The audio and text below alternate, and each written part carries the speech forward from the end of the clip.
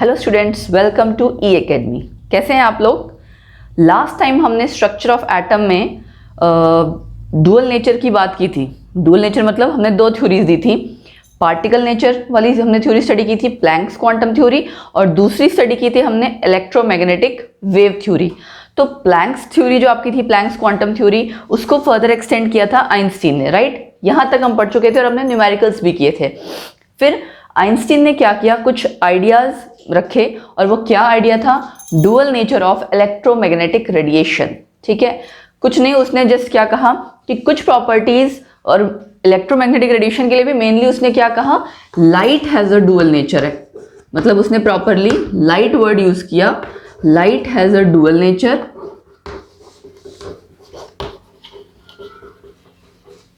Both wave as well as particle. ठीक है ना, यही दो थे हमने जो स्टडी किए, wave as well as particle nature, correct. अब इसमें मेन चीज क्या थी, उसने ये कहा वेव नेचर को एक्सप्लेन करने के लिए, जैसे कुछ आपके फिनोमेना थे, इंटरफेरेंस, डिफ्रैक्शन, इनको जब देखो तो ऐसा लगता है कि लाइट का वेव नेचर है। उन्होंने ये, आइंस्टीन ने ये आइडिया रखा। और अगर आप photo electric effect and black body radiation देखो तो ये लगता है कि लाइट का पार्टिकल नेचर है। दैट्स वाई उन्होंने दोनों चीज को क्लब कर दिया और ये कहा कि light has a dual nature. Electromagnetic radiation का मतलब भी यही है कि वो लाइट के रिगार्डिंग ही कह रहे थे, जिनका कि वेव और पार्टिकल नेचर दोनों है। ठीक है, ये लाइट के लिए अभी यूज हो रहा है डुअल नेचर, सेम आपकी प्रॉपर्टी आगे इलेक्ट्रॉन के लिए भी आएगी। तो वो यहां से ही आइडिया फर्दर कैरी फॉरवर्ड हुआ था। अब एक क्वेश्चन कर लेते हैं इसी के रिगार्डिंग, क्योंकि जो हमने पहले न्यूमेरिकल्स किए थे वैसे ही सिमिलर, बस थोड़ा सा आप कह सकते हो कि डिफरेंट है, इलेक्ट्रॉन वोल्ट को यूज करके है। तो एक क्वेश्चन कर लेते हैं, उसके बाद आगे हम फर्दर नेक्स्ट टॉपिक पे चलेंगे, स्पेक्ट्रम पे। सो क्वेश्चन है, calculate the wavelength of a photon in angstrom. अब यहाँ मेंशन कर दिया, आपको इसी यूनिट में कैलकुलेट करना होगा। Having energy of 1 electron volt. क्या करेंगे हम? सबसे पहले एनर्जी हमारी कितनी दी हुई है, 1 इलेक्ट्रॉन वोल्ट, यानी कि 1.6 इंटू 10⁻⁻19 जूल। यहाँ कूलम मत लिख देना, ये उन्होंने जस्ट ये बताया है 1 इलेक्ट्रॉन वोल्ट जितनी एनर्जी। कूलम नहीं आ जाएगा, अगर आप कूलम लिखोगे तो आपकी यूनिट्स भी आगे सारी गलत हो जाएंगी, कैंसिल आउट नहीं होंगी। ई दिया हुआ है, लैम्डा कैलकुलेट करना है। अगेन सेम, क्या क्या रिलेशन लगेगा, E equal to H mu, then mu तो हमें दिया नहीं है, फ्रीक्वेंसी नहीं दी, तो हम क्या करेंगे, एच सी बाय लैम्डा। अब हम इसको सॉल्व कर सकते हैं क्योंकि हमें वेवलेंथ कैलकुलेट करनी है, ई हमें पता है। ठीक है, यहाँ वैल्यूज रखते हैं पहले, 6.6 इंटू 10⁻⁻34 एच की हो गई, देन सी की 3 इंटू 10⁸, और नीचे लैम्डा आपको कैलकुलेट करना था। अब अगर मैं इसको रिवर्स कर दूं, ई यहाँ ले जाऊं, लैम्डा वहां, तो 6.6 इंटू 10⁻⁻34, यूनिट भी लिख लेते हैं joule second, into 3 into 10⁸ metre पर सेकेंड, देन डिवाइड में क्या आ जाएगा, 1.6 इंटू 10⁻⁻19 जूल। अब आप पहले ये देखिए, लैम्डा है यानी फाइनल आंसर आपका किस में आना चाहिए, लेंथ की यूनिट में। यहाँ जूल से जूल कट रहा है, ठीक है, सेकेंड, और वो नीचे सेकेंड जाएगा ना, वो भी कट हो जाएगा, यानी आपका फाइनल आंसर किस में आ रहा है, मीटर में। तो यूनिट्स आपकी करेक्ट हैं। बाकी जब आप सारी कैलकुलेशन करोगे तो वैल्यू आपकी आती है 12.42 इंटू 10⁻⁻7 मीटर। अब हमें आंसर चाहिए आंगस्ट्रम में। 1 आंगस्ट्रम का मतलब क्या होता है, 10⁻⁻10 मीटर। अब अगर मैं इसी वैल्यू को मल्टीप्लाई कर दूं 10⁻10 आंगस्ट्रम से, तो उसका क्या मतलब हुआ, देखिए सपोज मैं यहां कर रही हूं, अगर हम मल्टीप्लाई करें 10⁻10 आंगस्ट्रम से, तो ये 10⁻10 हुआ, और आंगस्ट्रम का मतलब 10⁻−10। इसका मतलब जैसे हम यूजुअली कई बार क्वेश्चन में करते नहीं है यूनिट्स को चेंज करने के लिए, सेम वही चीज है कि आपने 10⁻10 से मल्टीप्लाई किया सो दैट आप मीटर को कन्वर्ट कर सको आंगस्ट्रम में। तो ये क्या आ जाएगा, देखिए 12.42 इंटू 10⁻⁻7 इंटू 10⁻10 आंगस्ट्रम। अब यहां से अगर आप देखेंगे तो फाइनल आंसर 12.42 इंटू 10⁻3 आंगस्ट्रम, ये आपका फाइनल आंसर है। ठीक है, कुछ नहीं किया, जस्ट थोड़ा सा चेंज था, 1 इलेक्ट्रॉन वोल्ट कहा हुआ था, अब 1 इलेक्ट्रॉन वोल्ट की वैल्यू जिसको पता होगी वो ये क्वेश्चन कर सकेगा, अदरवाइज नहीं। तो ये चीजें ध्यान रखनी है। अच्छा, कई बार इसी क्वेश्चन में वेरिएशन आ जाता है 1 मोल करके, तो ऐसा ना हो कि आप डायरेक्टली वैल्यू ले लें, 1 मोल को मल्टीप्लाई करना पड़ेगा, तभी आपका क्वेश्चन फर्दर आगे होगा, अदरवाइज आपका सिंपल सा क्वेश्चन भी गलत हो सकता है। ठीक है, तो ये था सारा हमारा डुअल नेचर इलेक्ट्रोमैग्नेटिक रेडिएशंस का पढ़ा। अब हमने एक बात की थी इन्हीं सारे टॉपिक्स के बीच में स्पेक्ट्रम की, है ना।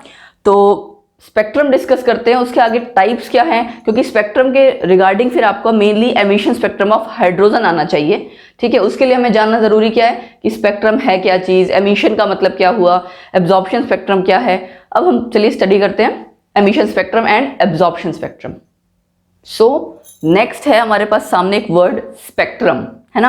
अब ये स्पेक्ट्रम क्या चीज़ है, देखिए आपने देखा इलेक्ट्रोमैग्नेटिक रेडिएशंस में, पहले मैं आपको उससे पहले आपको एक चीज़ बता दूं, ये आपके सिलेबस में नहीं है, लेकिन आपको स्पेक्ट्रम का मतलब इसके रिगार्डिंग जो आगे न्यूमेरिकल आता है, क्योंकि वो न्यूमेरिकल या जो भी टॉपिक्स मैं कवर करा रही हूँ it is very important for competitive also, है ना। हम खाली सीबीएसई के लिए नहीं पढ़ रहे हैं, हमें तैयारी ओवरऑल सबकी करनी है। सो करेक्टिंग टॉपिक होता है तो रेगुलर ऑब्वियसली हमें कवर करना पड़ता है। स्पेक्ट्रम आपका क्या है, आपने जैसे इलेक्ट्रोमैग्नेटिक रेडिएशंस पढ़ी, काफ़ी सारी आपकी अलग अलग रेडिएशंस हैं जिसकी डिफरेंट वेवलेंथ है, डिफरेंट फ्रीक्वेंसी है। तो वो इंस्ट्रूमेंट जो उन सारी वेवलेंथ इलेक्ट्रोमैग्नेटिक रेडिएशंस को सेपरेट कर सके, दैट इज स्पेक्ट्रोस्कोप या स्पेक्ट्रोग्राम। ठीक है, दोबारा बता देती हूँ, स्पेक्ट्रोस्कोप मतलब कि वो इंस्ट्रूमेंट जो आपकी इलेक्ट्रोमैग्नेटिक रेडिएशंस को सेपरेट आउट करे इनटू डिफरेंट वेवलेंथ्स एंड, मतलब कहने का मतलब क्या है, इलेक्ट्रोमैग्नेटिक रेडिएशंस में बहुत सारी रेडिएशंस है ना, उनको अगर आपको सेग्रीगेट करना हो, अलग अलग करना हो कि आपकी कौन सी येलो लाइन है, व्हाइट लाइन है, इस तरह व्हाइट लाइन तो नहीं, येलो लाइन, या जितने आपका स्पेक्ट्रम में आपने अलग अलग कलर्स पड़े हुए हैं, है ना, विबग्योर है, वो सेपरेट करना, दैट इज एक्चुअली यही प्रोसेस है। स्पेक्ट्रोस्कोप वो इंस्ट्रूमेंट का नाम है, स्पेक्ट्रोस्कोप। ठीक है, इसमें है क्या, देखिए स्पेक्ट्रोस्कोप में एक्चुअली क्या है, जो व्हाइट लाइट आ रही है ना, आप उसको प्रिज्म से या जो डिफ्रैक्शन ग्रेटिंग है उससे पास कराते हो। जब आप उससे पास कराओगे आपको पता है क्या होता है, वो सारी आपकी जितनी व्हाइट लाइट है सेपरेट आउट हो जाती है, प्रिज्म में डिफ्रैक्शन प्रोसेस हो जाता है, एंड देन वो आपके जो अलग अलग लाइंस आती हैं उनको आप ऑब्जर्व करते हो टेलीस्कोप से। अगर आप टेलीस्कोप से ऑब्जर्व कर रहे हो तो हम उसे कहेंगे स्पेक्ट्रोस्कोप। अगर टेलीस्कोप को हम रिप्लेस कर दें फोटोग्राफिक फिल्म के साथ या प्लेट के साथ, जिसपे कि वो आपके सारी जो कलर्स हैं अलग अलग लाइट के, मतलब सपोज की जैसे हम विजिबल लाइट हमने ले ली, इसको हमने जब प्रिज्म से पास करा, आपको पता है वो 7 कलर्स अलग अलग दिखेंगे, वो 7 कलर्स अलग अलग हमने फोटोग्राफिक प्लेट पे फॉल करा दिए। तो हमने क्या किया, टेलीस्कोप को रिप्लेस कर दिया फोटोग्राफिक फिल्म के साथ या प्लेट के साथ, तब इसका नाम हो जाएगा स्पेक्ट्रोग्राफ।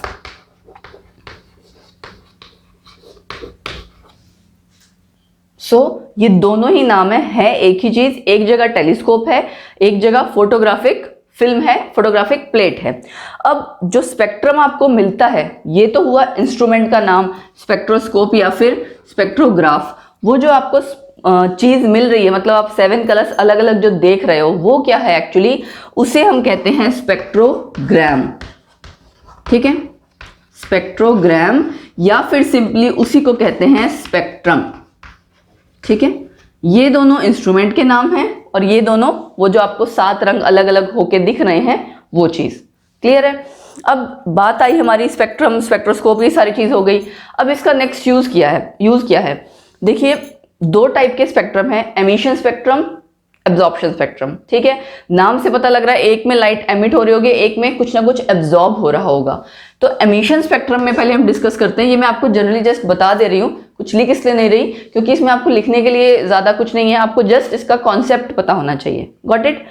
एमिशन स्पेक्ट्रम में क्या होता है, सिंपली आपकी व्हाइट लाइट आई जिसमें कि काफी सारे कलर्स हैं, आपने क्या किया, स्लिट यूज किया। ठीक है, स्लिट यूज करने का फायदा, बेनिफिट क्या है कि आपको सिलेक्टिव लाइट खाली आगे जाएगी। ठीक, उसको आपने फॉल कराया प्रिज्म पे। ठीक, प्रिज्म पे फॉल कराया, उसके बाद क्या होगा, 7 कलर्स सेपरेट आउट हो जाएंगे। 1 2, ये आपको होपफुली क्लियर दिख रही हो, मैं पतला पतला ड्रॉ करने की कोशिश कर रही हूँ। 1 2 3 4 5 6 और 7। ठीक है, ये बिल्कुल स्ट्रेट लाइंस आती हैं। 7 आपकी सेपरेट आउट हो गई। उसके बाद अगर ये फर्दर आगे आप देखोगे, ये आगे और डेविएट होती हैं। ठीक है, इनकी डेविएशन मैं शो करती जा रही हूं।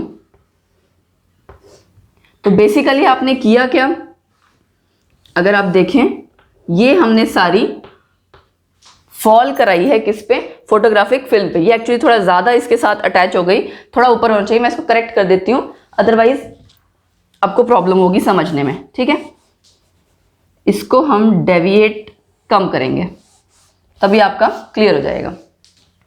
जैसे कि सपोज कीजिए लास्ट वाली, इसको हम थोड़ा कम डेविएशन शो कर देते हैं। 1, यहाँ 2, 3, 4, 5, 6, 7। ठीक है, ये आप देख सकते होंगे कि यहां से आने के बाद हल्का हल्का हल्का डेविएशन हो रहा है। प्रिज्म में होता क्या है ना, डेविएशन प्रोसेस ही होता है। ये 7 कलर्स आपके सेपरेट आउट हो गए हैं, विब्ग्योर कलर्स। ठीक, तो एमिशन स्पेक्ट्रम का मतलब क्या है, व्हाइट लाइट हमने यूज की, ये व्हाइट लाइट थी, उसको हमने प्रिज्म में से पास कराया।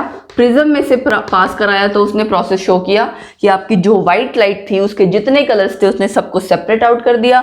ये आपकी फोटोग्राफिक फिल्म है जिसपे आपने वो पूरा स्पेक्ट्रम ऑब्जर्व किया है या फॉल कराया है। ठीक है, तो this is basically emission spectrum की लाइट से जो आपका एमिशन हुई है रेडिएशन की, प्रिज्म के थ्रू होते हुए डायरेक्टली जब आप फोटोग्राफिक फिल्म पे फॉल कराते हो, उसको ऑब्जर्व करते हो, that is emission spectrum. Absorption में एक चीज है, और इसका आपका जो स्पेक्ट्रम है ना, फिर एमिशन स्पेक्ट्रम, इसके आगे 2 टाइप्स हैं। 2 टाइप्स क्या हैं, कॉन्टिन्यूअस स्पेक्ट्रम और लाइन स्पेक्ट्रम। ये 2 टाइप्स हैं एमिशन स्पेक्ट्रम के। ठीक है, यहां लिख देती हूं मैं टाइप्स। अब नाम से पता लग रहा है कॉन्टिन्यूअस स्पेक्ट्रम मतलब ये जो स्पेक्ट्रम है लगातार दिखेगा। मतलब जैसे सपोज कीजिए ये है ना, कलर्स आपको इस तरह से कॉन्टिन्यूटी में दिखेंगे, विब्ग्योर कलर्स इस तरह से दिखेंगे। तो ये तो हो गया आपका कॉन्टिन्यूअस स्पेक्ट्रम। और मेनली इसमें चीज क्या है कि आप सपोज करो कोई भी सिंपली लाइट ले रहे हो, सेम यही प्रोसेस आपने किया तो आपका कॉन्टिन्यूअस स्पेक्ट्रम आ रहा है। बट अगर आप क्या करते हैं, लाइन स्पेक्ट्रम, लाइन का मतलब क्या है कि एक लाइन आएगी। यानी आपने क्या किया, कोई सपोज कीजिए सब्सटेंस लिया, उसको फ्लेम में, बंसन फ्लेम में हीट किया, तो वो कुछ ना कुछ रेडिएशंस एमिट करेगा नेचुरली। उसका स्पेक्ट्रम जब आप ऑब्जर्व करेंगे किसी फोटोग्राफिक फिल्म पे, तो वो लाइन स्पेक्ट्रम शो करेगा, क्योंकि वो जो सब्सटेंस आपने लिया वो खाली उसी का स्पेक्ट्रा देगा, बाकी नहीं देगा।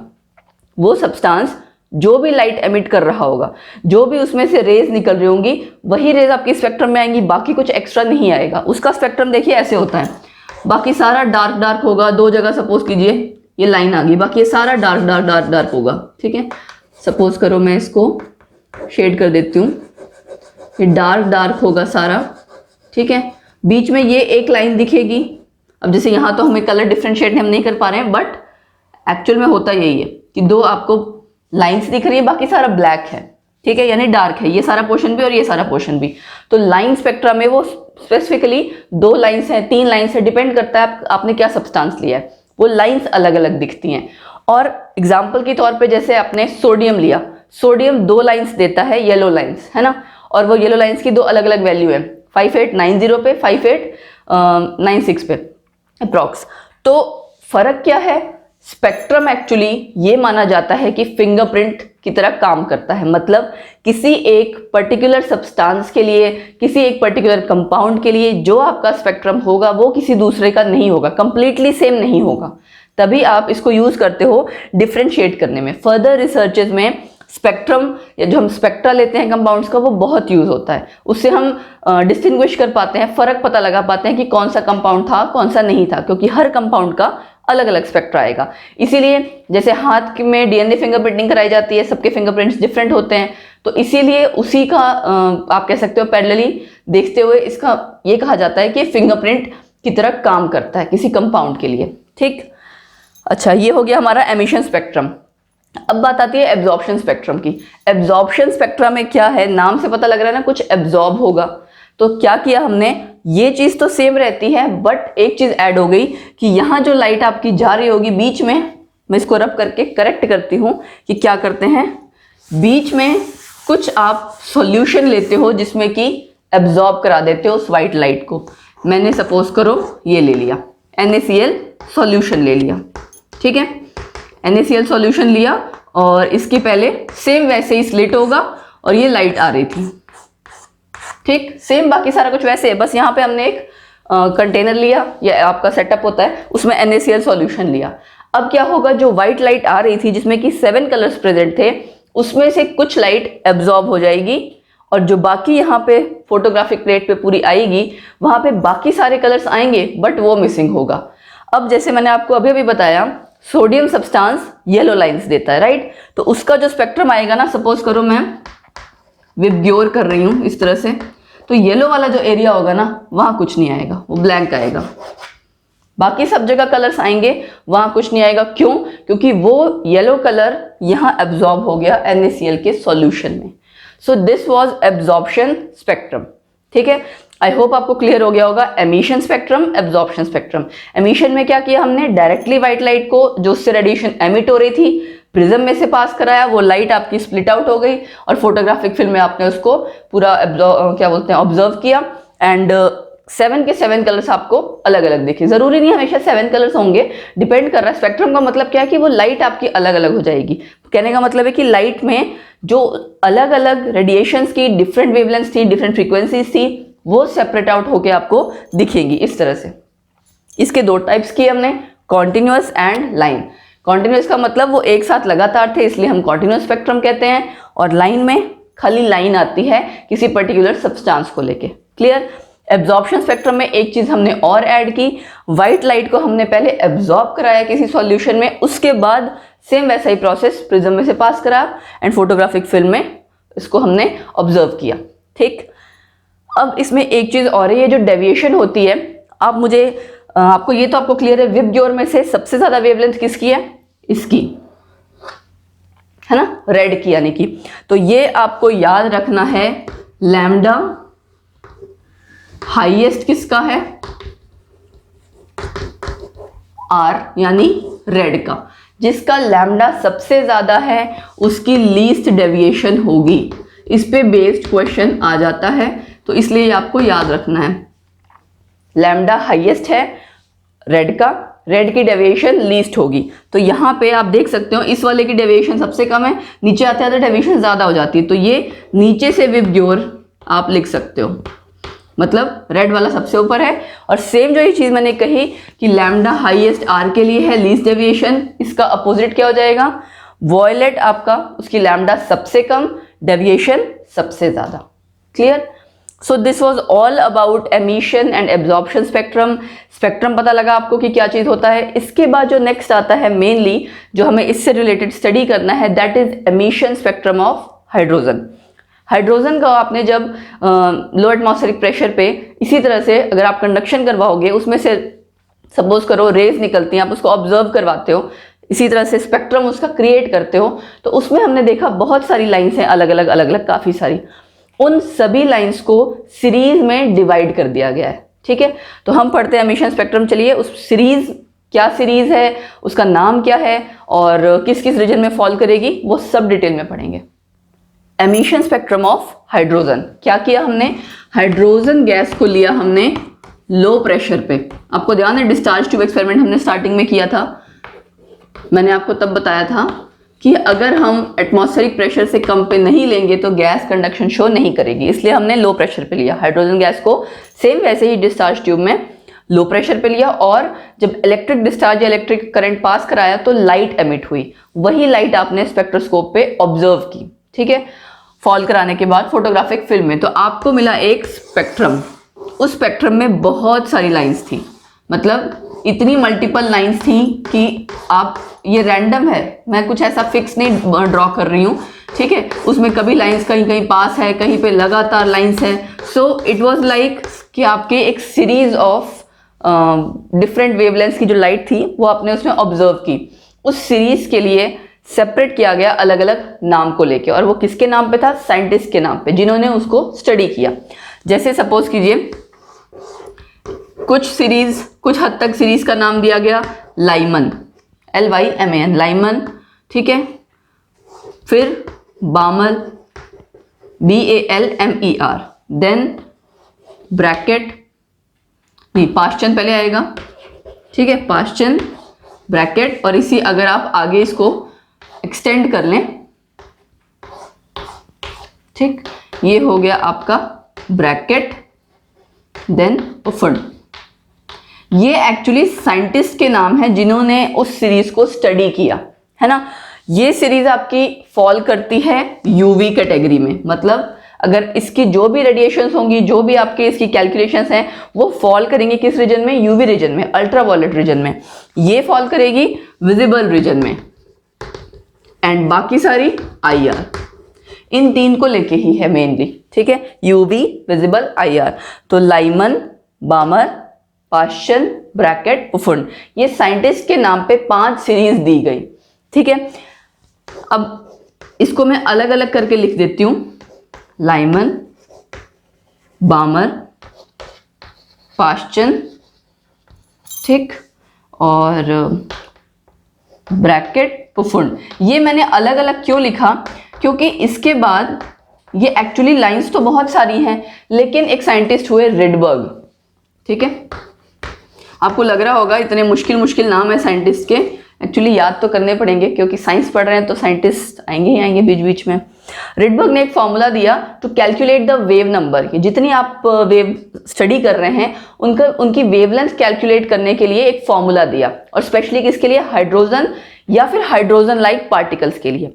क्या था वो फॉर्मूला, देखिए, वेव नंबर है, इस तरह से हम शो करते हैं, is equal to R1/n1² minus 1/n2²,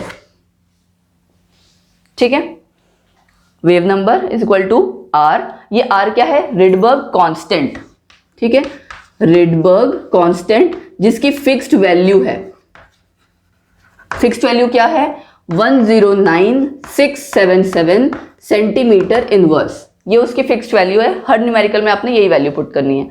फिर ब्रैकेट में क्या है, 1/n1² माइनस 1/n2²। ये n1 n2 क्या है, that is actually energy level, है ना। ये सारा जो आपका स्पेक्ट्रम का, जैसे हम आगे आगे बढ़ते जाएंगे, अब तो हमें, आप जानते हो कि एटम में जब इलेक्ट्रॉन्स है, वो इलेक्ट्रॉन्स अलग अलग एनर्जी लेवल्स में रिवॉल्व कर रहे हैं, ये उन्हीं एनर्जी लेवल्स की बात हो रही है। जब स्पेक्ट्रम देखा गया, स्पेक्ट्रम में अलग अलग एनर्जी लेवल्स में आपको पता है एक इलेक्ट्रॉन अगर एक एनर्जी लेवल से दूसरे में जा रहा है तो ट्रांजिशन होगी, या जब वापस आएगा तो ट्रांजिशन होगी, उसी पे बेस्ड ये आपका रिडबर्ग फॉर्मूला है, ठीक है। क्वेश्चंस में भी आपको शो किया होगा, बताया होगा कि ट्रांजिशन कहाँ से कहाँ हुई है। तो जब n1 की वैल्यू 1 है, वो क्या केस है, लाइमन, यहाँ पे n1 की वैल्यू 2 होगी, यहाँ 3, फिर 4, 5, ठीक है। आप इसी सीरीज में याद कीजिए, लाइमन, बामर, पास्चन, ब्रैकेट, पुफुंड, ठीक है, 1 2 3 4 5। n1 की वैल्यू इनके केस में ये रहेगी। n2 इसके बाद कुछ भी हो सकता है, जैसे यहाँ पे n2 क्या हो सकता है, 1 के बाद 2 3 4, यहाँ पे क्या हो जाएगा, n2 3 4, इसी तरह से यहाँ पे 4 5, यहाँ 5 6, यहाँ 6 7, ठीक है। अब अगर सपोज कीजिए यहाँ पे n1 की वैल्यू 2 है, हमें पता ही है ऑलरेडी, तो इस फॉर्मूले को आप नाम दे सकते हो बामर फॉर्मूला, ठीक है, मतलब ये बामर फॉर्मूला, ठीक है। अगर आपका n1 क्या है, 2, ऐसे ही n1 अगर 4 है तो ब्रैकेट फॉर्मूला। इस तरह से सेम फॉर्मूले को जस्ट रीनेम कर दिया गया है on the name of scientist. अगर n1 की वैल्यू हमारी फिक्स्ड है, हमें पता है कि कौन सा एनर्जी लेवल है, तो ठीक है, एक ये चीज आती है इसमें। उसके बाद दूसरी चीज क्या आती है आपकी, लिमिटिंग लाइन। लिमिटिंग लाइन का मतलब क्या होता है कि लिमिट कर दिया आपने, उससे ज्यादा चीज नहीं हो सकती है। लिमिट यहाँ क्या कर रहे हैं, और लाइन किस चीज को कहा जा रहा है, एनर्जी लेवल को लेके कहा जा रहा है। तो एनर्जी लेवल एक तो जहां से इलेक्ट्रॉन आपका गया, जहां से ट्रांजिशन स्टार्ट हो रही है, और जो लास्ट लाइन है जहां तक जाएगा वो लिमिटिंग लाइन का मतलब क्या है कि मैक्सिमम कहां तक जा सकता है। सो उसके केस में क्या लेते हो आप, इनफाइनाइट, है ना। इनफाइनाइट मतलब हमें नहीं पता कहां तक जाएगा। सो लिमिटिंग लाइन अगर कभी भी क्वेश्चन में दिया हो, कंसीडर n2। लिमिटिंग लाइन कभी भी अगर आपको दिया हुआ क्वेश्चन में, तो n2 की वैल्यू आप इनफाइनाइट लोगे हमेशा, ठीक है। सो ये सारा हमने पढ़ लिया। अब हम करेंगे इसके न्यूमेरिकल्स। सो रिडबर्ग फॉर्मूला पे हमारा क्वेश्चन है, what are the frequency and wavelength of a photon. यहाँ भी हमें फ्रीक्वेंसी और वेवलेंथ ही कैलकुलेट करनी है। Emitted during a transition from n5 मतलब n is equal to 5 state to n is equal to 2 state in the hydrogen atom. अब देखिए मैंने उसमें क्वेश्चन में आपका फॉर्मूला लिख लेते हैं पहले। रिडबर्ग फॉर्मूला क्या है आपका? Rydberg formula R1/n1² minus 1/n2 square, यही है ना। मैंने बताया था n1 n2 क्या है, दो अलग अलग स्टेट्स हैं, ट्रांजिशन हो रही है। तो जब इलेक्ट्रॉन एक्साइट होगा उसके बाद जब वो वापस अपनी स्टेट में आता है तब रेडिएशन एमिट होती है। तो यहाँ पे n1 आपका क्या हो गया 2 और n2 आपका 5, ठीक है। और n1 2 हो गया, इसका मतलब क्या है, कौन सी सीरीज है? Balmer series. वैसे इसमें पूछा नहीं है बट स्टिल मैं आपको बता दे रही हूँ। हमने किया था ना जब अलग अलग थी, लाइमन, बामर, पाश्चन, ब्रैकेट, पुफोन, तो n1 अगर 2 था तो बामल सीरीज। हमने लिखा फॉर्मूला। अब यहाँ से देखिए क्या कैलकुलेट होगा, फ्रीक्वेंसी और वेवलेंथ कैलकुलेट करना है। फ्रीक्वेंसी और वेवलेंथ के लिए पहले वेव नंबर कैलकुलेट करेंगे, हमें और तो कुछ गिवन है नहीं। वेव नंबर कैलकुलेट करते हैं पहले। 109677 हमारा Rydberg constant 1/2 square minus 1/5 square, ठीक है। ये आपका आ जाएगा कैलकुलेट करके, इसको आप करोगे तो 232.2 सेंटीमीटर इनवर्स। वेव नंबर किसकी अगर आप यूनिट निकालना चाहो 1/λ था ना, तो इसकी यूनिट सेंटीमीटर इनवर्स। ये निकल गया आपका वेव नंबर। लैम्डा कैसे निकलेगा? ऑब्वियसली इसका रेसिप्रोकल, क्योंकि हमें फॉर्मूला पता है wave number is equal to 1/λ। हमने क्या किया, पोजीशन चेंज कर दी, क्रॉस मल्टीप्लाई 1/232.2। जब आप इसको कैलकुलेट करोगे ये आपका आ जाएगा 434 × 10⁻⁻7 सेंटीमीटर। आपने रेंज पढ़ी हुई है, देखो विजिबल रेंज कहाँ से, नैनोमीटर में पढ़ी हुई है। हम इसको नैनोमीटर में कन्वर्ट कर ले, हमारे लिए इजी हो जाएगा ये पता लगाना कि इलेक्ट्रोमैग्नेटिक रेडिएशन किस रीजन में लाई कर रही है, ठीक है। तो इसको हम करेंगे कैलकुलेट, 434 × 10⁻⁹ कर लेंगे, ठीक। सो क्योंकि सेंटीमीटर था ना, सेंटी का मतलब 10⁻⁻2, तो -2 और -7 -9 मीटर। तो आंसर आपका आ गया 434 नैनोमीटर। अब देखते हैं क्या क्या कैलकुलेट हो गया। वेव नंबर हमें कैलकुलेट करना पड़ा क्योंकि हमें वेवलेंथ कैलकुलेट करनी थी, हमारे पास और कुछ गिवन नहीं था। तो ये हो गया कैलकुलेट। फ्रीक्वेंसी रह गई। फ्रीक्वेंसी के लिए सेम वही फॉर्मूला जो अब तक हम यूज करते आ रहे हैं। क्या था relation? C is equal to mu into lambda. इस रिलेशन का यूज करेंगे। सो आपको कैलकुलेट करनी है फ्रीक्वेंसी, यानी कि C/λ। Frequency C/λ। C की वैल्यू 3 × 10⁸ मीटर पर सेकेंड, ठीक। और लैम्डा आपने कैलकुलेट किया 434 × 10⁻⁹ मीटर। मीटर से मीटर यूनिट कट गया, आपकी इसकी यूनिट फ्रीक्वेंसी की सेकंड इनवर्स आ जाएगी, ठीक है। वैल्यू कितनी आ गई? 6.9 × 10⁻15 सेकंड इनवर्स। क्लियर? सो हमें क्वेश्चन में फ्रीक्वेंसी कैलकुलेट कर लिया, वेवलेंथ कैलकुलेट कर लिया। कई बार ऐसा होता है, ये नहीं पूछा होता, डायरेक्ट क्वेश्चन होता है, खाली आपको वेव नंबर कैलकुलेट करना होता है।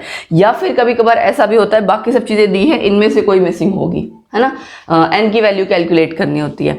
सो ये हो गया हमारा बेसिक सा क्वेश्चन। सेकंड पार्ट इसका क्या है, in which region will this EM radiation यानी कि इलेक्ट्रोमैग्नेटिक रेडिएशन लाई। दो जगह से हमें पता लग रहा है। एक तो क्या है, मैंने कहा था n1 2 है, इसका मतलब बामल सीरीज। आपको याद हो मैंने कहा था लाइमन UV में फॉल करती है, बामल सीरीज आपका विजिबल के लिए होता है, और उसके बाद वाली तीनों IR के लिए। तो विजिबल के लिए होता है तो नेचुरली आपका विजिबल रीजन होगा। उससे ज्यादा आपको स्पेसिफाई नहीं करना है, जस्ट आपको रीजन ही स्पेसिफाई करना है। यहाँ पे भी इन्होंने नॉर्मली रीजन ही पूछा हुआ है। या फिर अगर आप यहाँ से वेवलेंथ की वैल्यू देखें तो वो भी लाई कर रही है 380 नैनोमीटर के बीच में, 380 नैनोमीटर से 760 नैनोमीटर के बीच में। सो दोनों तरह से अगर आप देखें तो कौन सा आपका वो हुआ रीजन, विजिबल रीजन। एक्सप्लेन करने के लिए जैसे मैंने आपको एक्सप्लेन किया आप वही कर सकते हैं कि एक तो वेवलेंथ की हेल्प से और ये बामल सीरीज की हेल्प से, ठीक। एक क्वेश्चन और करते हैं रिडबर्ग फॉर्मूला रिलेटेड ही, तो आपका थोड़ा सा और कॉन्सेप्ट क्लियर हो जाएगा। सो नेक्स्ट क्वेश्चन में देखिए मैंने लिमिटिंग लाइन लिया है, लिमिटिंग लाइन वाली चीज भी ले ली है। क्यों? क्योंकि ये थोड़ा सा डिफरेंट क्वेश्चन है, फॉर्मूला वही लगाना है, बट ये है कि आपने कंपैरिजन करते हुए कैलकुलेट करना है। क्या है क्वेश्चन में, wavelength of first line in the Balmer series is 656 nanometre. फिर कैलकुलेट किसकी करनी है, second line and limiting line की। पहले तो ये मतलब समझ लीजिए, बामन सीरीज मतलब N1 आपका 2 हो गया, ठीक है। फर्स्ट लाइन क्या होगी, जब वो 2 से 3 पे जाए, है ना। तो फर्स्ट लाइन के लिए आप क्या करोगे, फर्स्ट लाइन के लिए आपकी N2 हो जाएगी 3, सेकेंड लाइन के लिए आपकी N2 हो जाएगी 4, और लिमिटिंग लाइन के लिए मैंने आपको बताया था कोई लिमिट नहीं है, तो इसका क्या मतलब था, लिमिटिंग लास्ट तक जो भी आपकी ट्रांजिशन हो सकती है, तो लिमिटिंग लाइन के लिए आपकी N2 की वैल्यू हो जाएगी इनफाइनाइट। बस तो आपने फॉर्मूले में क्या करना है, वैल्यूज पुट करनी है और उन दो जो आपकी अलग अलग इक्वेशन आएंगी उनको डिवाइड कर लेना है, दैट्स इट। जैसे हम करते हैं, निकालना आपको वेवलेंथ है तो डायरेक्टली वेव नंबर की बजाय, या तो आप जैसे ऐसा लिखना चाहो ये भी लिख सकते हो 1/λ, ठीक। 1/λ इज इक्वल टू क्या हो जाएगा, R 1/n1 square minus 1/n2 square. ये मैंने पहले एक बार फॉर्मूला लिख लिया। अब देखिए क्या करते हैं, फर्स्ट लाइन के लिए क्या करेंगे हम, यहाँ मैं लिखती जा रही हूँ 1/λ नहीं, एक्चुअली फर्स्ट लाइन के लिए तो दिया हुआ है 656, है ना। तो 1/656 लिखेंगे हम, इज इक्वल टू R की वैल्यू लिखने की जरूरत नहीं, क्योंकि हमें पता है हम कंपेयर कर रहे हैं, तो जब हम डिवाइड करेंगे तो R की वैल्यू कैंसिल आउट हो जाएगी। 1/n1 स्क्वायर, अब n1 स्क्वायर यानी 2 स्क्वायर माइनस किसका आ जाएगा, फर्स्ट लाइन के लिए 3 स्क्वायर, ठीक। ये आप जब कैलकुलेट करोगे तो ये आ जाएगा 5R/36, मतलब कि 1/656 इज इक्वल टू 5R/36। इसको आप दे दो 1 नंबर इक्वेशन को। अब मैं करती हूँ सेकेंड लाइन के लिए, कंपैरिजन करने के लिए आपको दोनों को रखना पड़ेगा, तभी सेकेंड लाइन की हमें वैल्यू नहीं पता है तो हमने 1/λ रख लिया। R 1/2 स्क्वायर माइनस 1/4 स्क्वायर, ये आपकी वैल्यू आ गई 3R/16, ठीक। अब आपने दोनों को इस तरह से वैल्यूज पुट करके कंपैरिजन करने के लिए अगर देखो, इसको और इसको डिवाइड करोगे आप, डिवाइड सेकेंड बाय 2 क्या आ जाएगा, divide second by 2, sorry first, ठीक है। इनको जब आप डिवाइड करेंगे तो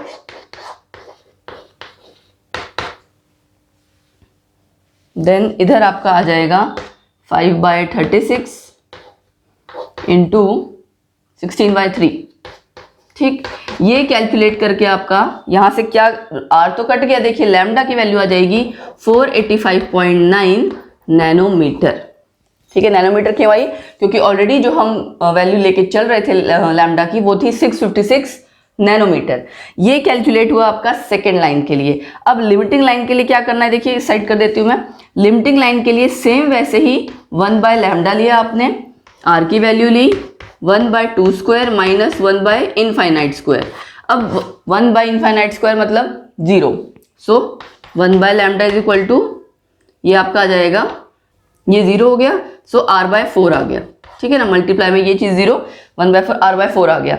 अब इसको और इसको फिर से आप क्या करोगे, कंपेयर, है ना। तो कंपैरिजन करेंगे जब हम, यानी कि डिवाइड करेंगे जब हम, इसको थर्ड इक्वेशन नाम दे देते हैं। सो यहाँ आपने डिवाइड कर लिया, देखिए फिर से वैसे ही जैसे हमने यहाँ पे इसमें किया था, फर्स्ट बाय सेकंड किया था ना, ये आपका फर्स्ट बाय सेकंड डिवाइड था, ये मैंने यहाँ गलत लिख दिया था, second by first, first by second होगा।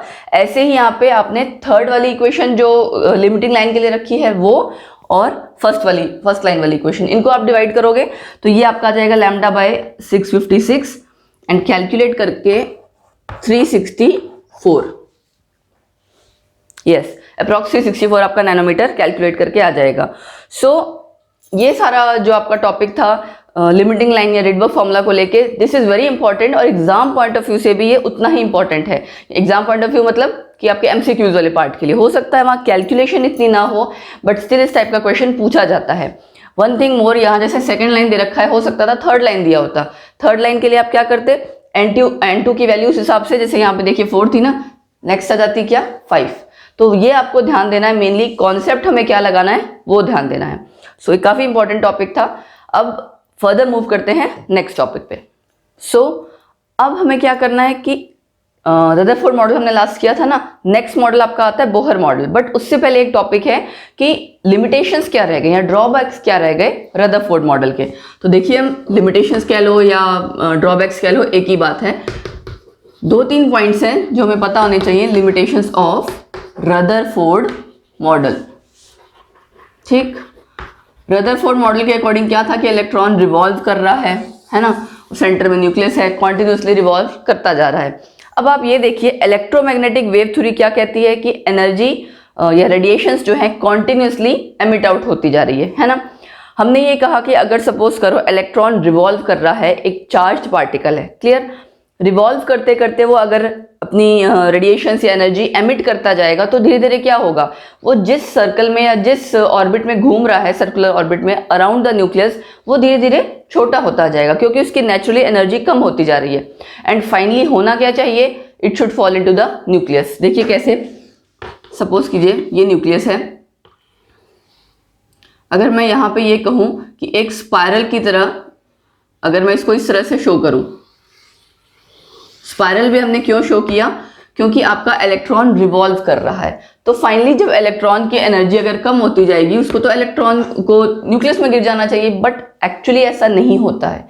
सो इट मीन्स कहीं ना कुछ प्रॉब्लम है रदरफोर्ड मॉडल में, या कमी रह गई है जिसको कि हमारा नेक्स्ट मॉडल कवर अप करेगा।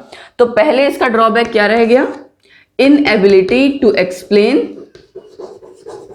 क्या चीज, stability of atom, inability to explain stability of atom. Stability की ही बात की ना हमने कि एटम स्टेबल कैसे रह रहा है, इलेक्ट्रॉन अगर रिवॉल्व कर रहा है तो कैसे रिवॉल्व कर रहा है। बाकी तो हमने पढ़ा ही था कि आपको 2 फोर्सेस है जो बैलेंस कर रही हैं, सेंट्रीफ्यूगल फोर्स और force of attraction towards the nucleus. ठीक, देन सेकेंड पॉइंट आपका आता है inability to explain line spectra. ठीक है, अभी हमने स्पेक्ट्रा सारा पढ़ा ना, तो उसी में से जो लाइन स्पेक्ट्रा है उसको ये एक्सप्लेन नहीं कर पाया था, specially line spectra, emission spectra hydrogen atom को लेके। ठीक, ये हो गया हमारा सेकंड पॉइंट।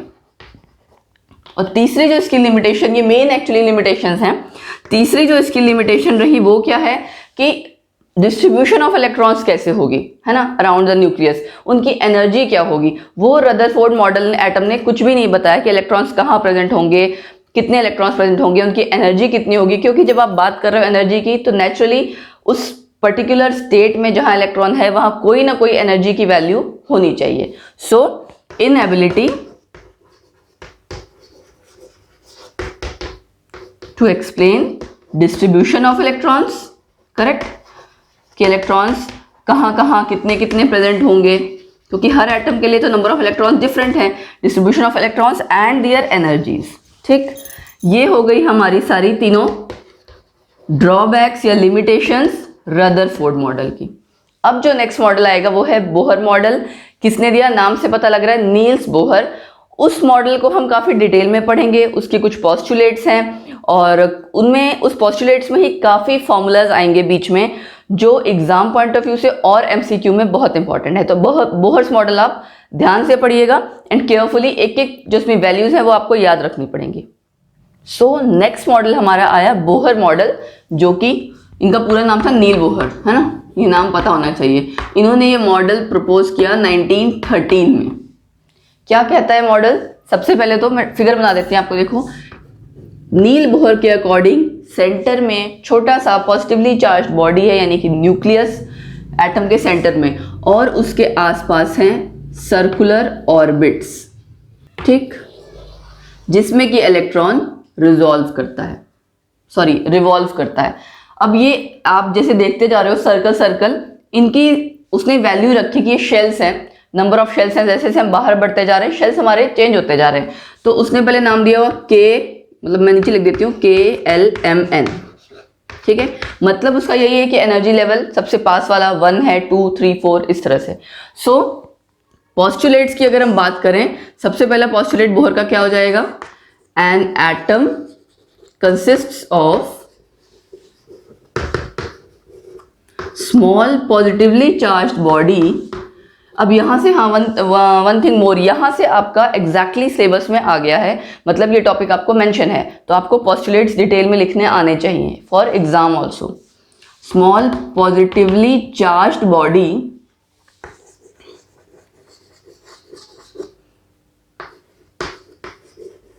ठीक है, an atom consist of small positively charged body called nucleus in the centre,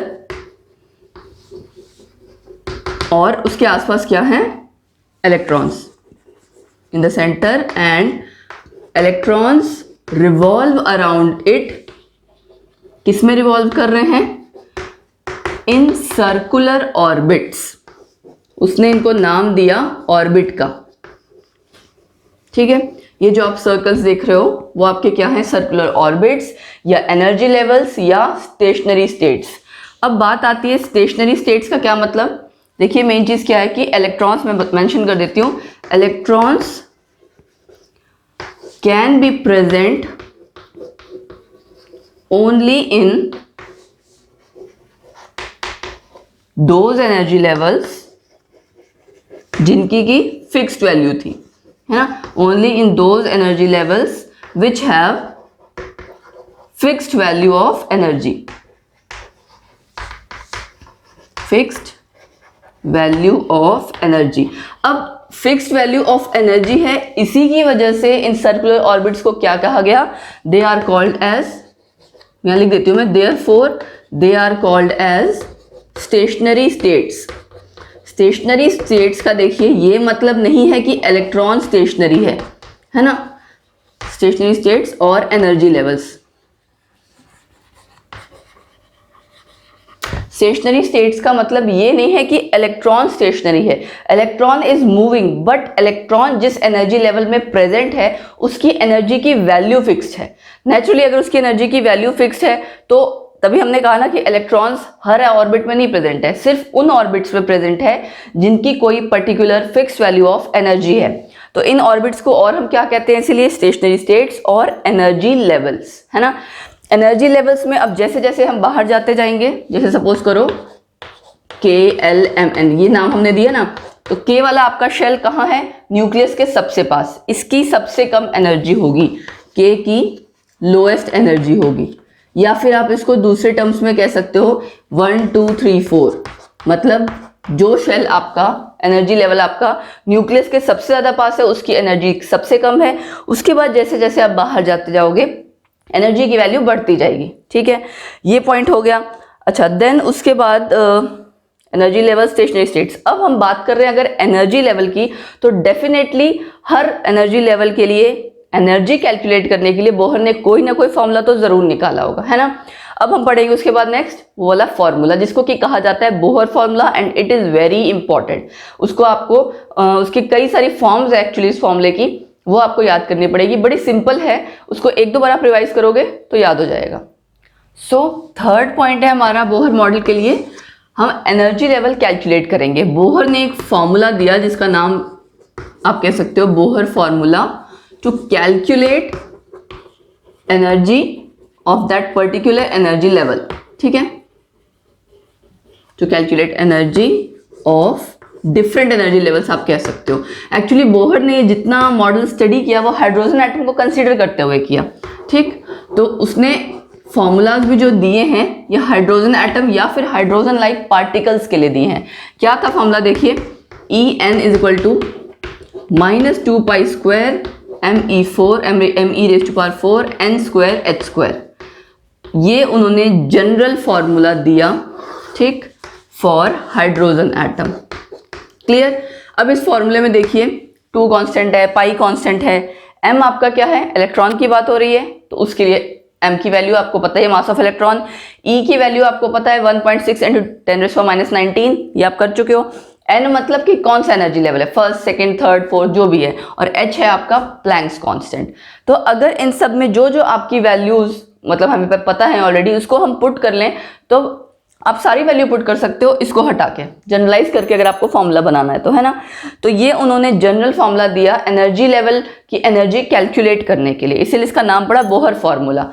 अब इसकी वेरिएशंस क्या है फॉर्मूले की, देखिए En इज इक्वल टू -21.8 × 10⁻⁻19, ठीक, डिवाइड में n स्क्वायर ही आ जाएगा, जूल पर एटम। ये मैं क्यों बता रही हूँ, क्योंकि एग्जाम में जो क्वेश्चंस आते हैं, चाहे वो सीबीएसई में हो चाहे वो एमसीक्यू, स्पेशली एमसीक्यूज में जो आपके कॉम्पिटिटिव एग्जाम्स है वहाँ पे इसका बहुत रोल है, बहुत यूज है। ठीक है, ये हो गया।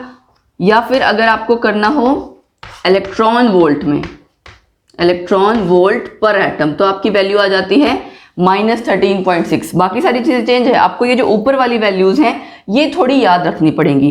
ठीक है, यहाँ मैं और लिख देती हूँ, है ना।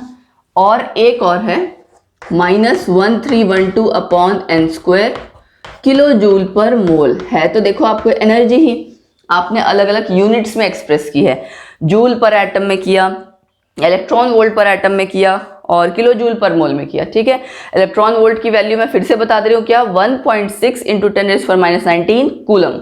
ठीक, ये तीनों आपके एनर्जी लेवल्स की जो उसने वैल्यू कैलकुलेट की हाइड्रोजन एटम के लिए। अब बात करते हैं हाइड्रोजन लाइक पार्टिकल। क्या मतलब है इसका हाइड्रोजन लाइक पार्टिकल का? हाइड्रोजन में देखिए एक इलेक्ट्रॉन प्रेजेंट है। हाइड्रोजन लाइक पार्टिकल कौन होगा? जिसमें एक ही इलेक्ट्रॉन हो। अब मैं अगर हाइड्रोजन से अगला एलिमेंट लेती हूँ हीलियम, हमें पता है इसमें कितने इलेक्ट्रॉन्स हैं? 2। एक हम माइनस कर दे रहे हैं तो पॉजिटिव चार्ज आ जाएगा, तो क्या बन जाएगा वो? Hydrogen like particle. अगला पढ़ते हैं hydrogen, helium, then lithium. Lithium के लिए 2+ आ जाएगा, सेम वैसे ही। तो ये आपके हाइड्रोजन लाइक पार्टिकल्स हैं। ठीक है, H लाइक पार्टिकल्स, इनके लिए भी ये फॉर्मूला अप्लाई हो सकता है। बस इसमें चेंजेस क्या करने हैं, क्योंकि हमें पता है कि एटॉमिक नंबर चेंज हो रहा है तो नेचुरली उसका कोई ना कोई इफेक्ट तो पड़ेगा एनर्जी लेवल पे। तो ये जितने फॉर्मूलेज हैं इसमें चेंज क्या होगा मैं आपको बता देती हूँ। En = जनरल जो आपका फॉर्मूला है ना, सपोज करो हाइड्रोजन एटम के लिए, उसमें आपको Z² मल्टीप्लाई करना है। जैसे मैं किसी एक के साथ बता दे रही हूँ, -1312 डिवाइड में n² ही रहेगा, ऊपर आपका आ जाएगा Z²। ठीक है, तो चाहे आपका ये फॉर्मूला है, यहाँ भी आप Z² मल्टीप्लाई कर दोगे न्यूमरेटर में, यहाँ पे भी सेम आपका यहाँ पे साइड में Z² आ जाएगा। तो आपको क्वेश्चन में हो सकता है कंपैरेटिव इस तरह से क्वेश्चन आए, न्यूमेरिकल में आए, हाइड्रोजन लाइक पार्टिकल है तो जो पार्टिकल दिया होगा Z उसका एटॉमिक नंबर आप लोगे, स्क्वायर करोगे। ठीक है, तो ये आपने कैलकुलेट की एनर्जी की वैल्यूज डिफरेंट टाइप्स की, डिफरेंट एनर्जी लेवल्स के लिए। बाकी एक चीज और है, जैसे हमने कहा कि हम बाहर जैसे जैसे जाते जाएंगे न्यूक्लियस से, सपोज करो मैंने आपको पहले डायग्राम बनाया था, सेंटर में न्यूक्लियस है, उसके आसपास क्या है हमारे सर्कुलर ऑर्बिट्स हैं, करेक्ट। जैसे जैसे हम बाहर जाते जा रहे हैं एनर्जी की वैल्यू इंक्रीज होती जा रही है। ठीक है, आप यहां से भी देख सकते हो एन की वैल्यू बढ़ रही है। ठीक है, और सपोज करो ओवरऑल जितनी आपकी वैल्यूज हैं, लोएस्ट एनर्जी यानी किसकी हो जाएगी? जो आपका एनर्जी लेवल या ऑर्बिट सबसे पास है। बट एक चीज ऑब्जर्व की गई कि ये जितने भी एनर्जी लेवल्स हैं वो इक्वली स्पेस्ड नहीं है। उसका क्या मतलब है इक्वली स्पेस्ड नहीं? मतलब कि आप ये सोचें कि पहले और दूसरे के बीच में जितनी एनर्जी की वैल्यू, इक्वली स्पेस का मतलब यहाँ डिस्टेंस की बात नहीं हो रही है, एनर्जी को लेके बात हो रही है, क्योंकि हमारा पूरा कॉन्सेप्ट एनर्जी लेवल्स पे है और एनर्जी की वैल्यूज को लेके है। सो जितनी आपकी डिफरेंस आपका जो आया N1 और N2 एनर्जी लेवल में, वो जरूरी नहीं है कि N2 और N3 में भी होगा। इनफैक्ट जैसे जैसे हम बाहर जाते जा रहे हैं वो एनर्जी लेवल या वो एनर्जी गैप कह लो, वो कम होता जा रहा है। ठीक है, तो ये चीज जरूर ध्यान रखिएगा, मैं यहाँ साथ में लिख भी दे रही हूँ। Okay, I right here energy gap decreases, ये चीज याद रखना क्योंकि ये हमारे MCQ में कहीं ना कहीं किसी फॉर्म में पूछा जाता है। Energy gap decreases as we move outside. ठीक, दो चीज हो गई हमारे पास कि एनर्जी लेवल की वैल्यू इंक्रीज हो रही है, एनर्जी गैप डिक्रीज हो रहा है। कंफ्यूज मत कीजिएगा, KLMN जैसे शेल है तो N वाला शेल, सबसे बाहर वाले शेल की वैल्यू, एनर्जी की वैल्यू ज्यादा होगी, लेकिन अगर हम एनर्जी गैप की बात करें तो एनर्जी गैप जैसे जैसे बाहर जाएंगे डिक्रीज होता जाएगा। ठीक, अब जैसे ये उसने एनर्जी की वैल्यू कैलकुलेट की, ऐसे ही रेडियाई और वेलोसिटी की भी वैल्यू कैलकुलेट की, हाइड्रोजन एटम और हाइड्रोजन लाइक पार्टिकल्स दोनों के लिए। अब हम नेक्स्ट पोस्टुलेट हमारा वही है, रेडियाई एंड वेलोसिटी को लेके। फोर्थ पॉइंट रेडियस को लेके है। ठीक है, कि आपने R की वैल्यू अगर कैलकुलेट करनी है N किसी पर्टिकुलर एनर्जी लेवल के लिए, तो क्या होगा? R0 × N² डिवाइड बाय, अब देखो ये तो हो गया हाइड्रोजन पार्टिकल के लिए, डिवाइड बाय मैं नहीं कहूंगी, क्यों? क्योंकि अगर हम हाइड्रोजन लाइक पार्टिकल के लिए कहेंगे तो डिवाइड बाय Z आ जाता है। ठीक है। यहाँ आर नॉट कह लो या इसको ए नॉट कह लो, यहाँ मैं इसको ए नॉट की वैल्यू दे देती हूँ ताकि आप कंफ्यूज ना हो, ठीक है। रेडियस आपने निकाला किसी पर्टिकुलर एनर्जी लेवल के लिए, हाइड्रोजन एटम के लिए, तो वो क्या आ गया, ए नॉट इंटू एन स्क्वायर। अब ये ए नॉट क्या है, ए नॉट है आपका बोहर रेडियस। बोहर रेडियस का मतलब इसकी एक पर्टिकुलर वैल्यू है। बोहर रेडियस का मतलब क्या है, फर्स्ट एनर्जी लेवल के लिए जो आपका रेडियस होना चाहिए वो, ठीक। इसकी एक पर्टिकुलर वैल्यू है 0.529 एंगस्ट्रॉम। बोहर ने क्या किया, फर्स्ट एनर्जी लेवल के लिए रेडियस कैलकुलेट किया, उसको ध्यान में रखते हुए देन अगर आपको किसी और एनर्जी लेवल का निकालना है तो मल्टीप्लाई बाय एन स्क्वायर। ये था हाइड्रोजन एटम के लिए। हाइड्रोजन लाइक के लिए आप क्या करोगे, जस्ट अब यहाँ पे थोड़ा सा डिफरेंट है। हाइड्रोजन लाइक के लिए आपको ए नॉट इंटू एन स्क्वायर तो है, लेकिन डिवाइड बाय जेड है। एनर्जी में आपका मल्टीप्लाइड बाय जेड स्क्वायर था, ठीक है, यहाँ हो गया डिवाइड बाय जेड। इसी तरह से आपका है फिर उसके बाद वेलोसिटी, ठीक है। वेलोसिटी की भी वैल्यू क्या होगी, एक फिक्स्ड वैल्यू उसने कैलकुलेट कर ली फर्स्ट एनर्जी लेवल के लिए, then into N and same आपका वैसे ही जेड की वैल्यू, ठीक है। सपोज कीजिए V naught into Z by N, ठीक है। अब तीनों फॉर्मूले में आप देखिए, यहां मैं इसको थोड़ा करेक्ट कर देती हूँ, ये शायद हो सकता है क्लियर ना विजिबल हो आपको, राइट। अब आई थिंक क्लियर होगा। अब आप तीनों फॉर्मूले में देखिए, पहला एनर्जी वाले फॉर्मूले में क्या था, इनटू जेड स्क्वायर, रेडियस में डिवाइड बाय जेड, और तीसरा वेलोसिटी में मल्टीप्लाइड बाय जेड। तो ये आप याद रखना कि कब जेड यानी एटॉमिक नंबर का रोल या कहाँ आपका मल्टीप्लाई में जा रहा है, कहाँ डिवाइड में जा रहा है, और स्क्वायर कब है। स्क्वायर खाली एनर्जी में है, बाकी इन दोनों में आप देखिए खाली जेड की वैल्यू है। अब जैसे आपका यहाँ ए नॉट था बोहर रेडियस, ऐसे ही फर्स्ट एनर्जी लेवल के लिए वेलोसिटी या फर्स्ट ऑर्बिट के लिए वेलोसिटी जो कैलकुलेट की गई, वेलोसिटी फॉर फर्स्ट ऑर्बिट, वो आपकी क्या है 2.18 इंटू 10⁸ सेंटीमीटर पर सेकेंड, ठीक। तो ये पॉस्टुलेट्स आपके कुछ हो गए, हमने रेडियस निकाल लिया, वेलोसिटी निकाली, एनर्जी। उसके बाद नेक्स्ट आपका पॉस्टुलेट है energy of electron is quantized, ठीक है। क्वांटाइज्ड का मतलब क्या है कि fixed. Energy of electron is quantized. इसको कई बार पूछा भी जाता है कि क्या है, कि इसको आपको एक्सप्लेन करना पड़ता है, हाउ एनर्जी इज क्वांटाइज्ड। हम कह रहे हैं इलेक्ट्रॉन किसी एक पर्टिकुलर एनर्जी लेवल में प्रेजेंट है जिसकी पर्टिकुलर फिक्स्ड वैल्यू है, तो नेचुरली एनर्जी ऑफ इलेक्ट्रॉन हम क्या कह रहे हैं कि क्वांटाइज है, फिक्स्ड है, क्योंकि electron fixed value of energy levels में ही प्रेजेंट है, ठीक है। जैसे एनर्जी ऑफ इलेक्ट्रॉन क्वांटाइज है, वैसे ही आपका एंगुलर मोमेंटम भी क्वांटाइज्ड है। Angular momentum of electron is quantized, ठीक है। क्वांटाइज मतलब अगेन मैं बता रही हूँ फिक्स्ड है। इसका फॉर्मूला क्या होगा, देखिए mvr is equal to NH/2π। आप फॉर्मूले से देख सकते हो, यहाँ पे भी n का रोल आ गया, और जो भी एंगुलर मोमेंटम होगा अलग अलग एनर्जी लेवल्स के लिए वो किसका इंटीग्रल मल्टीपल होगा, h/2π का। तो हम ये कहते हैं कि angular momentum of electron is also quantized, ठीक है। ये कई बार पूछ लिया जाता है कि कैसे, तो ये रिलेशन याद रखिएगा, ये आगे भी काम आएगा। आगे फर्दर कुछ टॉपिक्स आएंगे जो कोरिलेट करेंगे इसके साथ, ठीक है। कुछ और पॉस्टुलेट्स करते हैं, एक दो पॉस्टुलेट्स और हैं इंपॉर्टेंट, उसके बाद हमारा बोहर मॉडल कंप्लीट हो जाएगा। 7 पॉइंट्स हमने कर लिए हैं। नेक्स्ट है 8th पॉइंट। ये सिंपल है, इलेक्ट्रॉन आपका फर्स्ट एनर्जी लेवल में जब प्रेजेंट होता है वो उसकी क्या है, ग्राउंड स्टेट, ठीक है। तो उस एनर्जी लेवल को आप क्या कहोगे, नॉर्मल और ground state of that electron, ठीक है ना, ग्राउंड स्टेट। और जब तक इलेक्ट्रॉन उस एनर्जी लेवल में है, रिवॉल्व कर रहा है, वो अपने आप किसी एनर्जी लेवल में बिना एनर्जी चेंजेस के, मतलब कि जब तक एनर्जी एक्स्ट्रा एनर्जी उसको मिलेगी नहीं, वो चेंज नहीं करेगा। क्यों, क्योंकि energy can neither be lost और गेन्ड कॉन्टिन्यूसली। तो आपका जो नॉर्मल और ग्राउंड स्टेट है वो कौन सी हो गई, लोएस्ट एनर्जी लेवल, जिसमें कि electron, lowest energy level in which electron present, ठीक। अब बात आती है नेक्स्ट कि जब इलेक्ट्रॉन एनर्जी एमिट या एब्जॉर्ब कर रहा है, या वो क्या केस है। सपोज कीजिए इलेक्ट्रॉन ने कुछ एनर्जी एब्जॉर्ब कर ली और वो कहाँ पहुंच गया, हायर एनर्जी लेवल पे, ठीक है। ये वाले पॉइंट्स मैंने शॉर्ट में लिखे, आप अपनी लैंग्वेज में लिख सकते हैं। Higher energy level of electron after gaining energy, है ना। अब गेनिंग एनर्जी आप ये कह सकते हो एब्जॉर्बिंग एनर्जी और एब्जॉर्बिंग एनर्जी।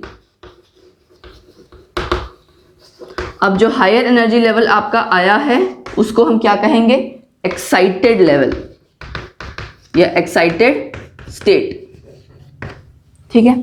तो अब जब तक इलेक्ट्रॉन ने एनर्जी एब्जॉर्ब नहीं की थी तब तक तो सेम वही आपका लेवल था, ग्राउंड स्टेट लेवल, है ना, एनर्जी लेवल यानी आपका सबसे लोएस्ट वाला। जैसे इलेक्ट्रॉन एनर्जी एब्जॉर्ब करेगा वो हाईएस्ट एक्साइटेड स्टेट में जाएगा, और जब वो वापस आता है वो एमिशन और एब्जॉर्प्शन जो ट्रांजिशन होती है जिसकी हमने बात की रिडबर्ग फॉर्मूले में, ठीक है। बस अब एक चीज ध्यान क्या रखनी है, डेल्टा ई की वैल्यू क्या होगी, E2 माइनस E1, मतलब दोनों एनर्जी लेवल की जो एनर्जीज हैं उनका डिफरेंस। क्लियर। सो बोहर मॉडल में ये सारे टॉपिक्स थे, मेन जो आप कह सकते हो पॉइंट्स थे। बस एक चीज ध्यान रखनी है कि इलेक्ट्रॉन, अब आप देखिए सपोज करो हम कह रहे हैं कि इलेक्ट्रॉन जंप कर रहा है from one energy state to another, तो जंप कर रहा है मतलब कि जो भी वो एनर्जी के चेंजेस होंगे वो किस में होंगे, डिस्क्रीट वैल्यूज में, मतलब पैकेट्स ऑफ एनर्जी के फॉर्म में होंगे, जिसको कि आपने क्वांटा या फोटोन कहा था पिछली थ्योरीज में, राइट। बट कॉन्टिन्यूसली आपकी अगर आप ये कहो कि एनर्जी रिलीज हो रही है तो वो नहीं होगा, क्योंकि इलेक्ट्रॉन फ्लो नहीं कर रहा है from one energy level to another, वो क्या कर रहा है, जंप। तो बोहर मॉडल ने ये सारे पॉइंट्स क्लियर किए, जिससे की वजह से आपका पिछला मॉडल जो है, जो वो नहीं एक्सप्लेन कर पा रहा था, वो इसने एक्सप्लेन किया। अब फर्दर इसके कुछ और इंपॉर्टेंट पॉइंट्स हैं, कुछ फैक्ट्स हैं, वो हम नेक्स्ट लेक्चर में डिस्कस करेंगे, क्योंकि और चीज़ें कुछ डिटेल में है, उसके बाद न्यूमेरिकल्स हैं। सो टिल देन आप यहाँ तक का सारा रिवाइज कीजिए, पोस्टुलेट्स तक जितना अब तक हमने पढ़ा है, and that's it for this lecture. Like share subscribe करना बिल्कुल मत भूलें, bell icon for all notifications जरूर प्रेस करके रखें। Thank you, bye bye.